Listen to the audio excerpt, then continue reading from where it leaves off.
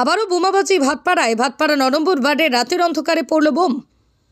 ভাটপাড়া ৯ নম্বর ওয়ার্ডের বাসিন্দা এবং ব্যারাকপুর বিজেপি প্রার্থী অর্জুন সিং এর ইলেকশন এজেন্ট প্রিয়াঙ্কু পাণ্ডের বাড়ির পাশের মাঠের মধ্যে রাতের অন্ধকারে পড়ল বোমা। বিজেপি কর্মী প্রিয়াঙ্কু পাণ্ডের অভিযোগ, ভোট গণনা যত এগিয়ে আসছে ভাটপাড়া অঞ্চলে সন্ত্রাস করার চেষ্টা করা হচ্ছে। যদিও বাড়ির সামনে সিসি ক্যামেরা ফুটেজ ভাটপাড়া থানা পুলিশ সংগ্রহ করে নিয়ে গেছে, কিন্তু এই ঘটনায় ভাটপাড়া থানার পুলিশ কাউকে গ্রেপ্তার বা আটক করতে পারেনি। কারা করবে? তৃণমূল স্কুতিরাই করেছে।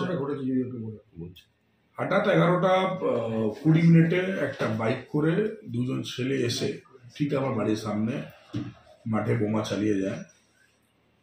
সেই ঘটনা পাওয়ার পর আমি যখন নিজে আসি, আমি নিজের এমপির বাড়িতে ডকুমেন্টারি কিছু কাজ করছিলাম, তখন আমি খবরটা পাই। খবর পাওয়ার পর প্রথমে আমি ভাটপাড়া থানাকে জানাই। ভাটপাড়া থানা পুলিশ টিম বললো আমরা স্পটেই আছি, আপনি আসুন। যখন আসি তখন দেখি এখানে বোমা চলেছে, সেই স্টেল ফিস্টেল সব ওরা অ্যারেঞ্জ করছে, কি পেয়েছে সেখানে।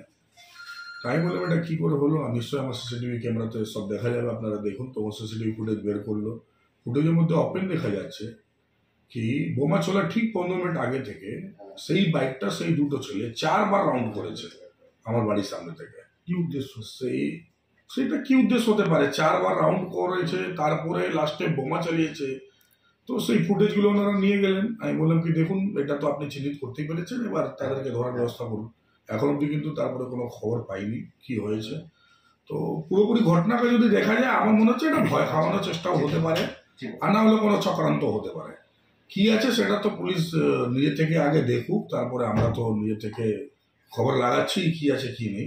কিন্তু এইটুকু বলতে পারি এরা যে প্ল্যানটা করছে, যদি ভয় খাওয়ানোর প্ল্যান করছে তাহলে ভুল করছে। আমাদেরকে ভয় খাইয়ে কোনো লাভ নেই।